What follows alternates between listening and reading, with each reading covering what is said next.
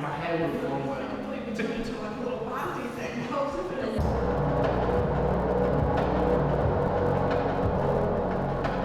So far, it's going really well.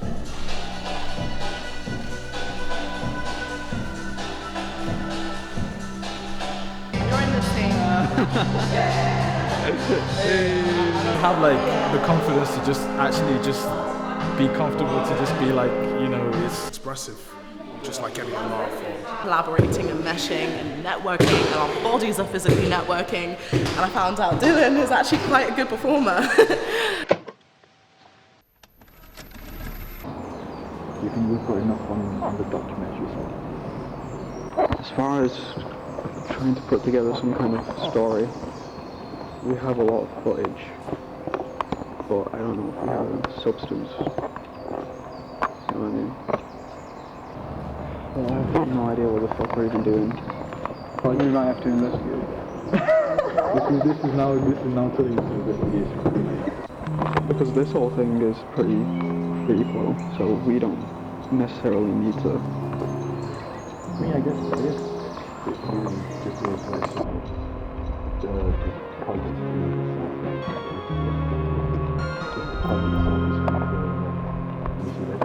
exactly. Yeah.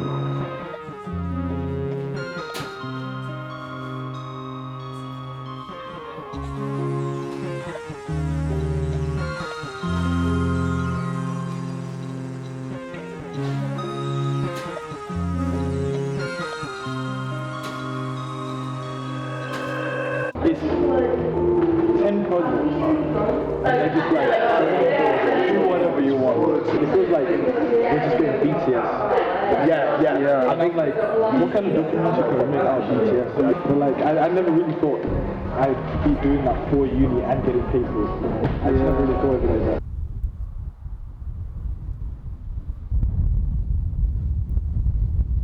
I don't know, man. That's pretty stressed out. Wow. I really don't know, man.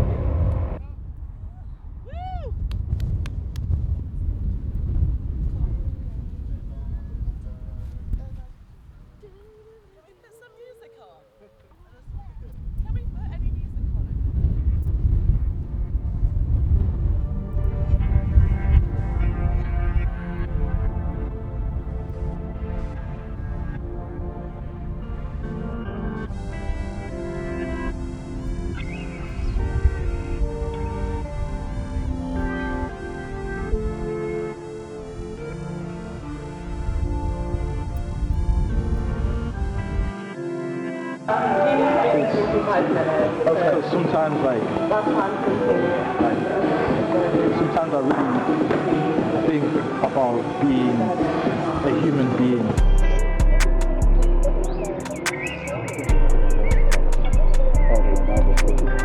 I just genuinely believe that I just don't belong here. I feel like I'm a ghost here. I feel like you haven't done enough to deserve to be where you are right now. Do you feel that all the time? All the time. Hello. Hello. So I'm Nandi-Clarke, coulibaly. And I'm Dylan, Nyoni. And we're going to talk about some things. Art, I guess. We're talking about the creative arts. That's something that's always been a part of you, like? Yes. Like, I was dancing since the age of 2. So, yeah, I've always been a dancer. And my background's kind of ballet and contemporary / modern tap. I realized that actually with dancing you do have to act within your body. So then I really got into drama as well. And for me that was like really interesting because it was like finding my voice. I think we've been like conditioned to think a certain way, and I think we need to question. I think it's about questioning things and creating that further progression. Definitely, because that's when real change happens, and when real change happens it just works out better than before. You know? So I think it's very important to push boundaries. Yeah. You know, it's so easy to just be comfortable. It's so easy to just be content. And for me, I don't really like that. I don't like being just you know, to just accept when you're genuinely feeling like something is wrong, when you know, when everybody else just accepts it, but when you yourself feel like it's wrong, you know, if you go in with your gut instinct, like, just, you know, go with it, because then push that boundary, because that's when change can actually happen. If you guys could have a superpower, what would it be? Yeah. Probably like a feeling, you know, like get a real guarantee that I'm not Okay.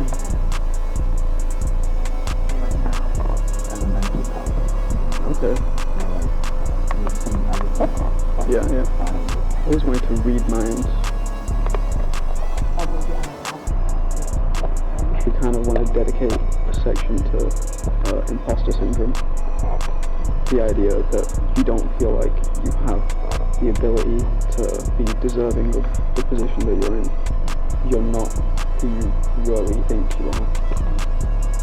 I've definitely felt like that in the past. Probably like when I was going to school when I had a breakdown, and I was in this really weird state. I can never describe it, sorry, but I don't really remember it. Like, it was very, very, it was like a ghost or something. It was a really weird state of mind.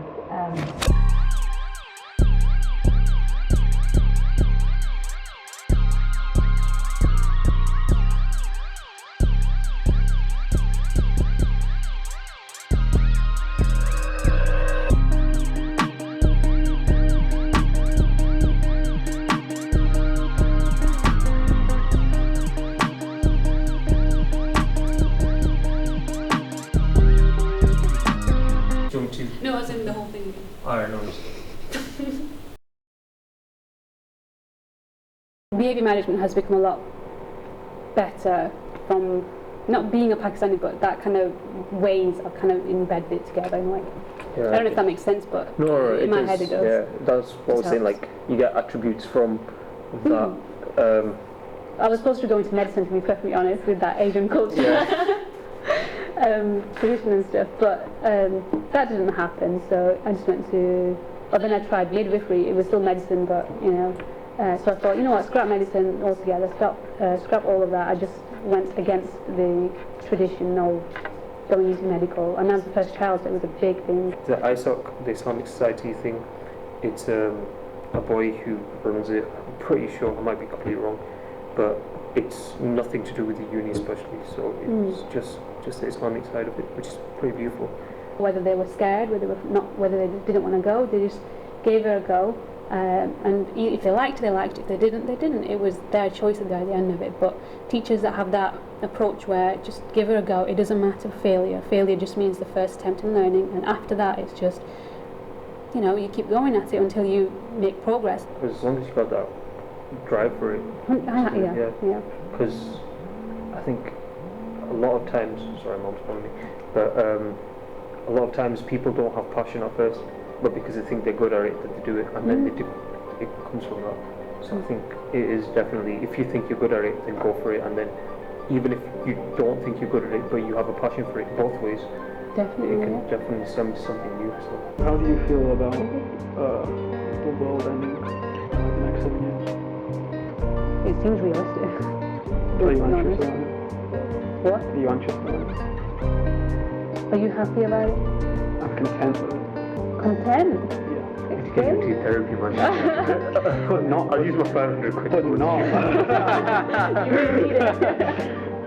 But I'm content with it. Oh, I think I know what you're trying to say. I'm not scared of it. And it's not in a bad way. I'm not scared of it because I'm depressed and I don't care what happens. I'm not scared of it because, I don't know, there's some kind of comfort To know that there's an end point. to know that I've done what I can and it's pretty much over.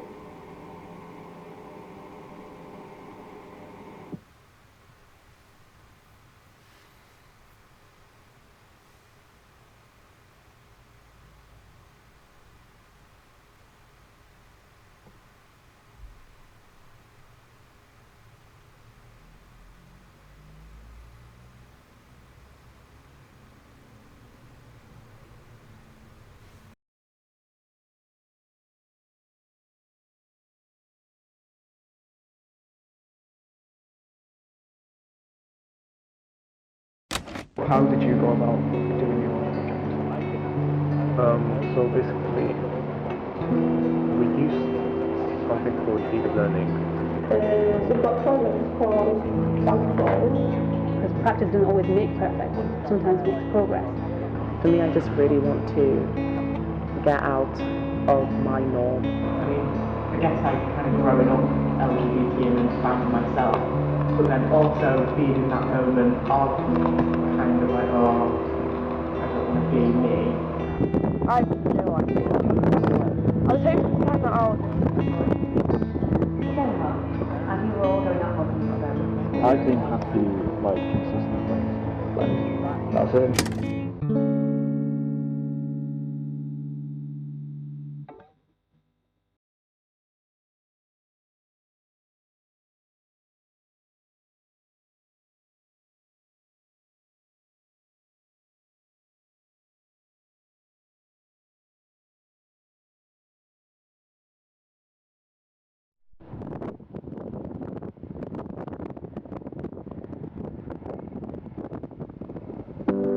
I take quite a while myself. So, you know, I take a very long time myself. I don't even really know why.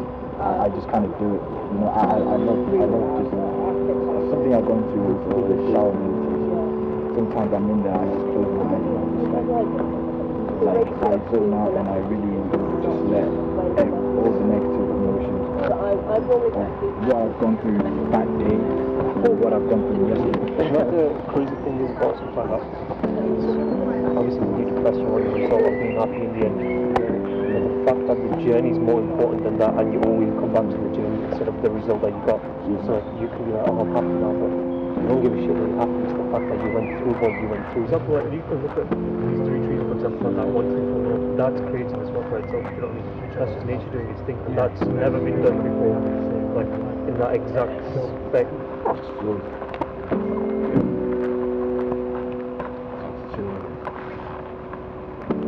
Yeah, I do like the freedom, but I think sometimes it can be a bit overwhelming, especially as someone who seems to always try to plan ahead, you know what I mean? But I think that's probably like the most special thing about this project in general. I think that kind of translates to ours as well, because we don't have a plan at all.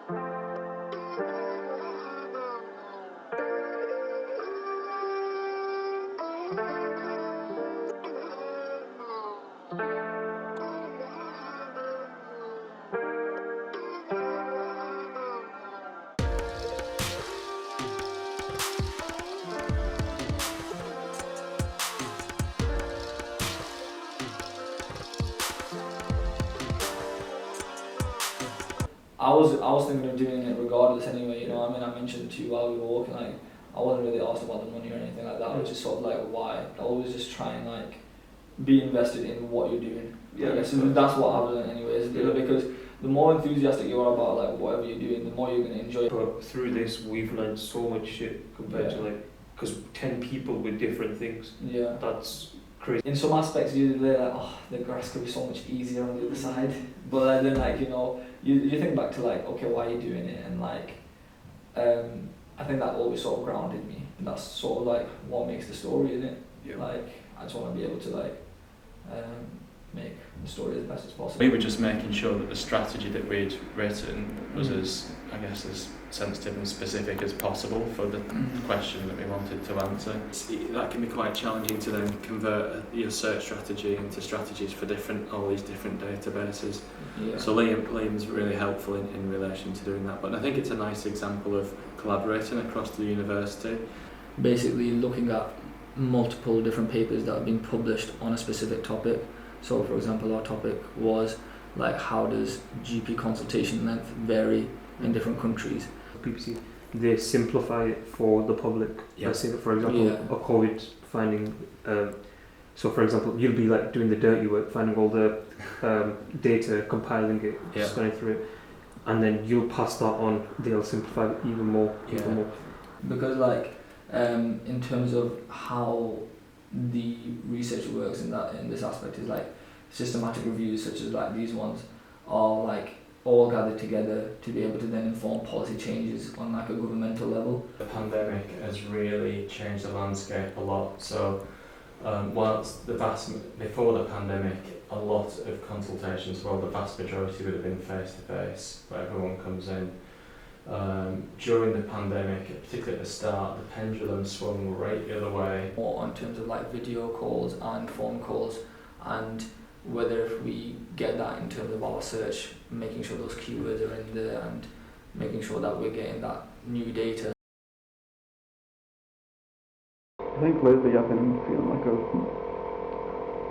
I don't know, like for the past couple of years I've been not like sure of where I want to go with my kind of like career or anything, but lately I've been kind of feeling like a responsibility to do it because I'm brown, you know what I mean? And this is kind of like cemented that a bit as well. You know what it is though, like I feel like on a deeper level, like I feel like it's sort of it's weird in the sense that like I feel like it's sort of like pushed in a way. You know what I mean? Just because it's cool to be black, cool to be brown, now it's the time to be able to create content with brown, black people in it. Yeah. You know what I mean? So it's like sort of like you can never be sure about the true motives of like big industry. It's just in that sense, you know what I mean? It's just like, oh yeah. I think a lot of that kind of doubt of what the true, you know, meaning or message is, especially when it comes to minority content, I think that extends to a lot of younger people too, especially growing up in this age where we're constantly like surveilled. Our whole private life is on social media or whatever. And like we were worried about that too with this project for like the first few weeks.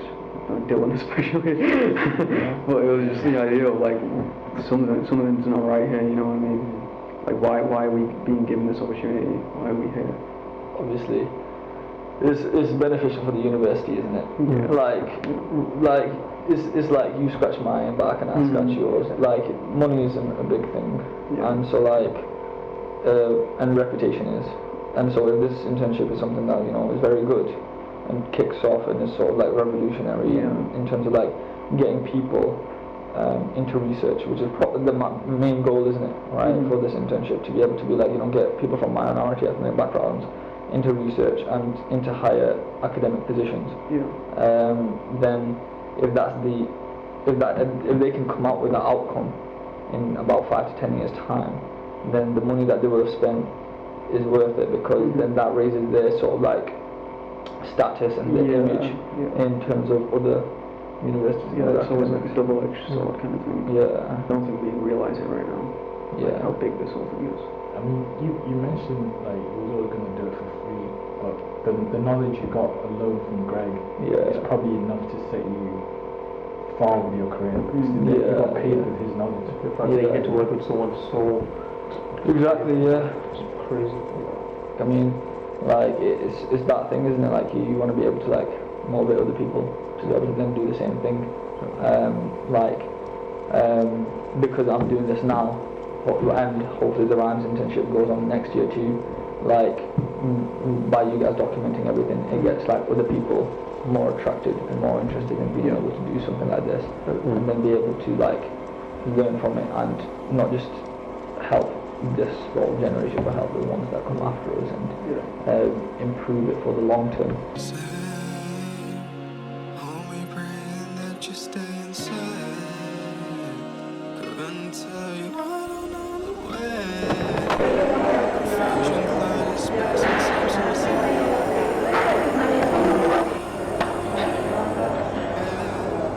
How are you feeling?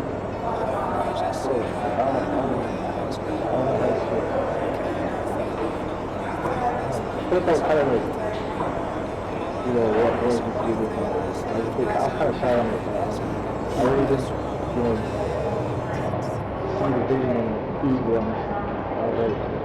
I could do this, but I'm not sure if it's the direction I would like to go in. What role do you think I play? I think you played a big role. I think I played a big role. I think you play a big role in terms of the film's, I don't know, kind of approach to ideology. I look for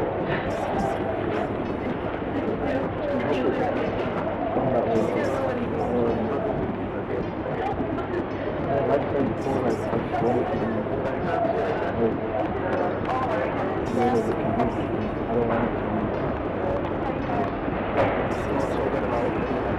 there's no hiding anything. It's a really strange thing to bring the camera into such like an intimate space. Sometimes it's just about being a comedy, you know. That kind of made me realise that there are a lot of things we don't give enough credit to just think about. And I don't know, it's just something so like almost mundane, I guess.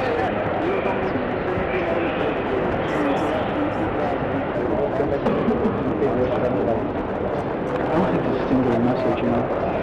It's just, it's always the grey areas that we kind of existed in.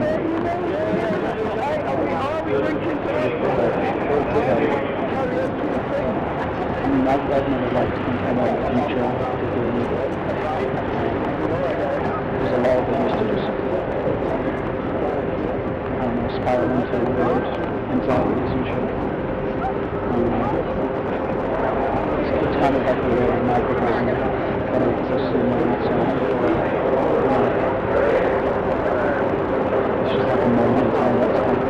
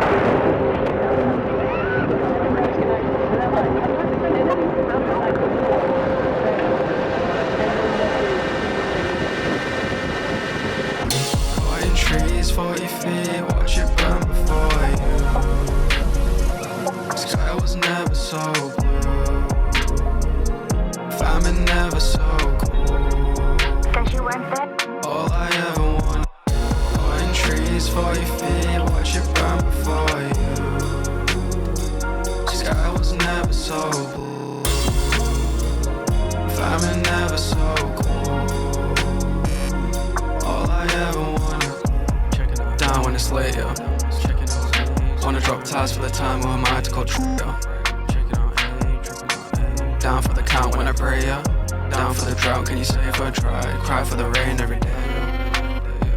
Oh, it felt right, that lonely night so long